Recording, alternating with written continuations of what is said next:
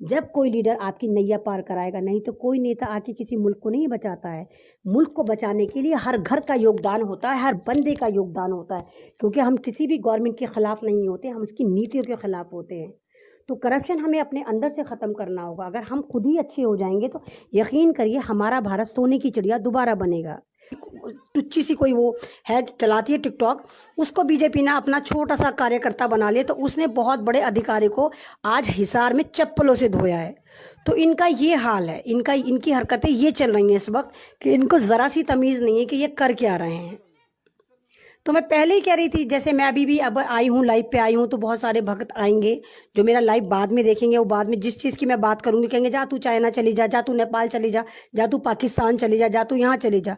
जबकि मैं जब से बात कर रही हूँ विथ फैक्ट करके बात कर रही हूँ। मेरा सवाल यही है कि हम हिंदुस्तानी हैं, हम भारतीय हैं, और हमारा भारत कोई इतना छोटा मोटा नहीं है कोई हमें चींटी की तरह आए और मसल कर चला जाए। तो जब हमें पाकिस्तान का कबूतर नजर आ सकता है, ये भोंपू मीडिया चिल्ला रहा पाकिस्तान से जासूस कबूतर पकड़ा गया, वो झुमझुम बाबा चिल्ला रहा था पाकिस्तान की तरफ से टिड्डियों का हमला, जासूस टिड्डियां पकड़ी गई। तो भाई जब टिड्डियां तुमने पकड़ ली, कबूतर तुमने पकड़ लिया, तो फिर तुम्हें चाइना की तोपें क्यों नजर नहीं आई, चाइना के वो फौजी क्यों नजर नहीं आए जो पूरा का पूरा लद्दाख में घुस चुके हैं। और अब से नहीं घुसे, कम से कम 5-6 दिन हो गए। लेकिन ये तवाइफ मीडिया या मुर्दा मीडिया आपको कुछ नहीं दिखा रहा, क्योंकि उसको भी पता है कि भारत की जनता जो है उसको देख देख के इतनी मुर्दा हो चुकी है, इतना मुर्दा हो चुकी है कि वो लाशों का कारोबार करे चले जा रहा है मीडिया, और हम लाशों को देखे जा रहे हैं, हमारे पे कोई फर्क नहीं पड़ता। अभी मैंने एक वीडियो देखी, परसों थी, उसमें बिहार में एक मुसलमान लड़के का बिल्कुल उसको मॉब लिंचिंग करके मार दिया गया। लड़का मुश्किल से 20-22 साल का, पूरी उसकी गर्दन काट रखी है, कहीं कोई सुनवाई नहीं, कहीं कोई कुछ नहीं। और कमाल की बात है, मैं फेसबुक पे आती हूँ, लोगों को ये लगता है मैं वीडियो बनवाने के लिए आती हूँ, मुझे वीडियो का लालच है। नहीं, मुझे कोई वीडियो का लालच नहीं है। अल्लाह का शुक्र मेरी वीडियो हर चैनल पे चल जाती है। ये फेसबुक पे मैं आपके लिए आती हूँ। मैं वेरी फर्स्ट डे से बोल रही हूँ, मैं कोई नेता नहीं हूँ, अभिनेता नहीं हूँ, मैं आपकी आवाज़ हूँ, मैं आपकी बहन हूँ, मैं दलितों की बहन हूँ, मैं दलितों की आवाज़ हूँ, मैं गरीबों की आवाज़ हूँ, मैं हर उस मजलूम की आवाज़ हूँ जिसकी आवाज़ को दबाया जा रहा है।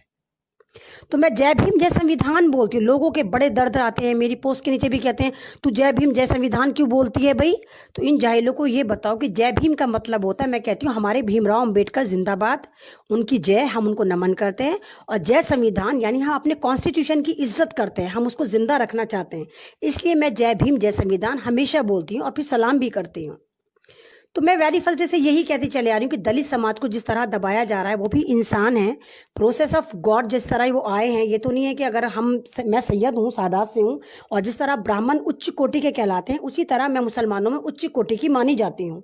लेकिन मैंने कभी अपने आप को उच्च कोटि की नहीं माना। मैंने कभी नहीं कहा कि हाँ मैं सैयदा ऐमन रिजवी हूँ, मैंने कभी नहीं कहा कि मैं उच्च कोटि की हूँ। मैं हमेशा दलितों के साथ बैठ के खाना खाती हूँ। मैं हमेशा, जो हमारे मुसलमानों में भी लोग कहते हैं कि दलित होते हैं, थोड़े निचली कास्ट के माने जाते हैं, जिसको मैंने आज तक निचली कास्ट का नहीं माना। मेरी उठक बैठक सबके साथ है। मैं सिर्फ इंसान से मोहब्बत करती हूँ, इंसानियत से मोहब्बत करती हूँ।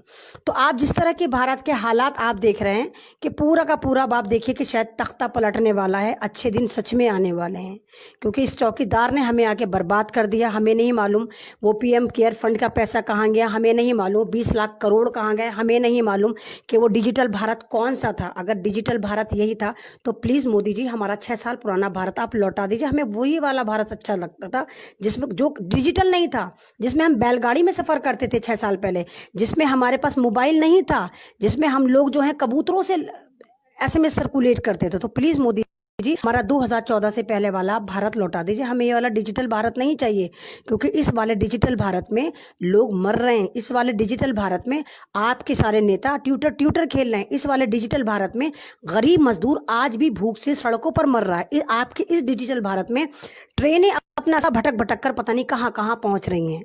मतलब 72 साल में कोई ट्रेन नहीं भटकी। लेकिन मोदी जी के, वाह मोदी जी, तुम हो तो मुमकिन है। मोदी है तो हर चीज़ मुमकिन है। तुमने 40-45 ट्रेनें चलाई, सारी की सारी भटक गई। वो तो वजह है कि क्योंकि कांग्रेस ने तुमसे कहा कि वो ट्रेनें चलाएगी, तो तुमने सोचा भाई कांग्रेस ट्रेनें चलाएगी तो इससे पहले हम ही ट्रेनें चला देते हैं, और मारना तो हमें गरीबों को है। तो जहाँ पर भाइयों अगर एक दिन में कोई बंदा पहुँचता, इन्होंने 10-10 दिन उस ट्रेन को घुमाया, और आप यकीन करिए उन ट्रेनों में भी हज़ारों लोग मारे गए। कितनी है वो बच्ची मुजफ्फरपुर के स्टेशन पे जाते ही मर गई, 3 दिन से भूखी थी, दूध नहीं मिला। वो बच्ची कफन से खेलती हुई नजर आ रही है। मतलब मैं ये मैं नहीं कह रही, ये आप यूट्यूब पे जाकर, फेसबुक पे जाकर खुद डेटा कलेक्ट कर लें कितने लोग मर चुके हैं। लेकिन ये मुख बधिर की सरकार है, इसको सिर्फ अपने खजाने भरने हैं, इसको कुछ नहीं दिखाना। चाइना से पूरी टेंशन चल रही है, चाइना पूरा घुस चुका है, लेकिन इनका मीडिया चिल्लाए जा रहा है हमने चाइना को ये कर दिया, हमने वो कर दिया। इनको बिल्कुल सीख लेने की जरूरत नहीं है उसको, मतलब उसको सीरियस लेने को तैयार ही नहीं कि हमारे साथ होने क्या वाला है। हम अगर चाइना इसी तरह घुसता रहा तो इनका तो कुछ नहीं जाने वाला। भारत हमारा है, भारत हमारा जा रहा है। और इस भारत को जगाने के लिए मैं आप सब लोगों से कह रही हूँ, हम सबको एक होना पड़ेगा, हम सबको फिर एक यूनाइटेड होकर उतरना पड़ेगा, हम सबको फिर, क्योंकि हमारे साथ पता क्या ट्रेजेडी है, हमारे ट्रेजेडी हर एक के साथ ट्रेजेडी है कि हम लोग ये सोचते हैं कि अगर जनाजा उठे तो वो पड़ोस के घर से उठे, लेकिन खुशियां आए तो मेरे घर आए।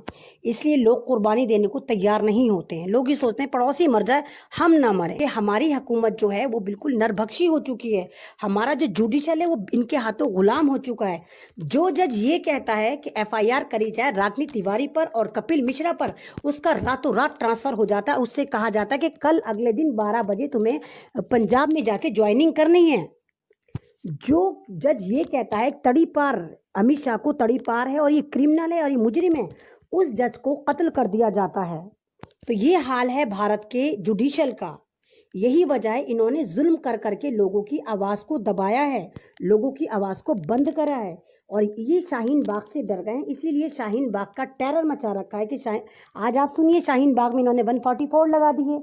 वजह साफ है कि इनको माइंड डाइवर्ट करना था, क्योंकि पब्लिक इनसे सवाल कर रही है कि चाइना पे आप क्लियर करें, आपका मुद्दा क्या है, चाइना के हालात दिखाएं। क्योंकि स्ट्रीम मीडिया तो कुछ भी नहीं दिखा रहा है, स्ट्रीम मीडिया तो उल्टा ये दिखा रहा है मानो भारत ने ही चाइना पे चढ़ाई कर दी हो।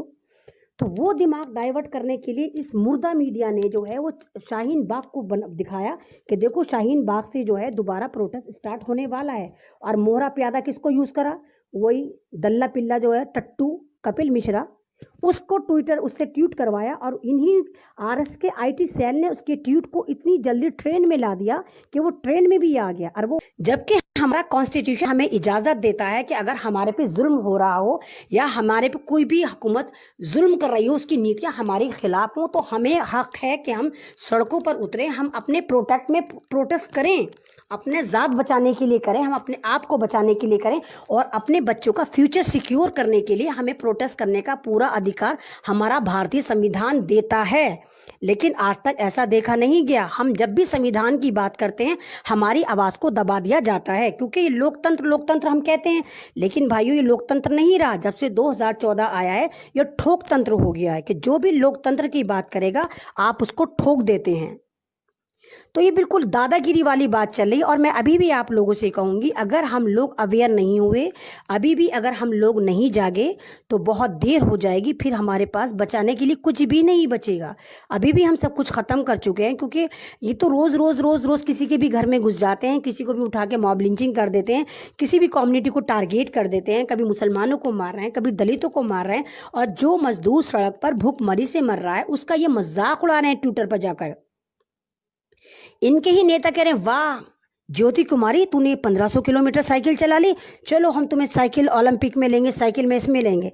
यानी कि भारतीय सरकार ने जो ये हमें टास्क दिया है, ये जो लॉकडाउन का टास्क दिया है, ये लोगों को मारने का दिया है कि अगर इसमें कोई बच गया तो विजेता माना जाएगा। मरना सबको सड़क पे चाहिए, लेकिन अगर कोई गलती से बच जाता है तो वो विजेता माना जाएगा। तो ये हाल है। रामविलास पासवान ने बोला राज उसको ज्योति कुमारी को कि ज्योति कुमारी मुबारक हो, तुम जिंदा बच गई, अब हम तुम्हें रेस में लेंगे। कितने बेशरम हैं ये लोग, कितने जबरदस्त ये एहसान फरामोश हैं। जिस पैसे पे, जिस टुकड़े पे ये हमारे जनता के पे पलते हैं, उसी को लूट कर खा गए, उसी को खसोट कर खा गए, और अभी भी ये चैन से नहीं बैठ रहे हैं। अभी भी इनकी दादागिरी सही नहीं चल रही है, अभी भी दादागिरी पे उतरे हुए हैं। शर्मिंदगी नाम को नहीं है। इनकी आंख में पता नहीं कौन सा बाल आ गया, कौन सा चश्मा लगाकर ये देखते हैं। आप ही बताइए, आप कितने लोग हैं, दलित हैं, मुसलमान हैं, OBC SC ST हैं, आप ही बता दिए क्या आपने कोई स्टॉल ऐसे देखा जहां पर बीजेपी का या RSS का कोई कार्यकर्ता एक रोटी भी बांट रहा था? गाय मूत्र के स्टॉल लगे हुए थे, गाय मूत्र के स्टॉल फेसबुक पे चल रहे हैं कि गाय मूत्र पियो और कोरोना भगाओ, लेकिन खाने का कोई स्टॉल बीजेपी ने नहीं लगाया। हाँ, जितने मुसलमान, जितने लोग और बांट रहे थे उनका खाना पलट दिया, उनको भगाया, उनको मारा, पुलिस के साथ मिलके मारा कि तुम खाना क्यों बांट रहे हो। तुम इनको मरने क्यों नहीं देते? क्योंकि भारतीय सरकार तो चाहती है इनको मारना। पता नहीं कौन सा वाला ये गरीबों को मार के, कौन से वाले मजदूरों को मार के ये कौन सा डिजिटल भारत की जो है वो नींव लेकर आएगी।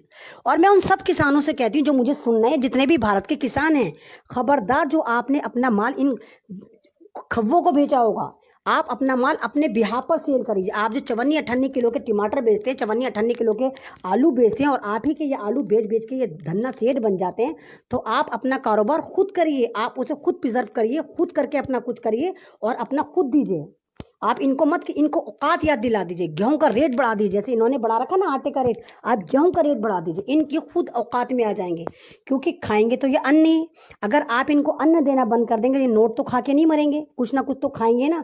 तो आप चावल देना बंद कर देंगे, आप गेहूं देना बंद कर देंगे, आप सब्जियां देना बंद कर देंगे, तो नोटों से पेट नहीं भरता है। नोट के गद्दों से पेट, नोट के गद्दों पे सोया जा सकता है, सब चीज़ें खरीदी जा सकती है, लेकिन अगर आप खाना देना बंद कर देंगे तो ये खाना नहीं खरीद सकते।